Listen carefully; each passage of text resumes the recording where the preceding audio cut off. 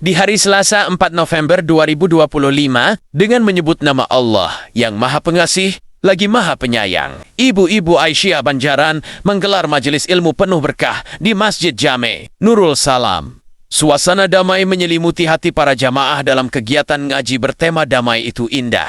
Bersama Nurul Milati Holisa, peserta Sekolah Tablik Muhammadiyah MTPWM Jawa Tengah, Angkatan Kedua, Purbalingga 2025. Damai yang menerangan jiwa itu bukan cuma di angan-angan, bukan cuma di hayal, bukan cuma diimpikan, tetapi harus diusahakan dengan tenaga ekstra. Dengan cara apa? Yang pertama, yaitu dengan beriman dan bertakwa. Apalagi kita dalam kehidupan sehari-hari, kehidupan jenengan itu kan sudah rumah tangga sampai punya anak, punya cucu. Kadang-kadang kita lihat di kehidupan realitas sehari-hari kita ini nggak ada jaminan udah nenek dan kakak itu hidupnya bahagia, benar itu dan banyak.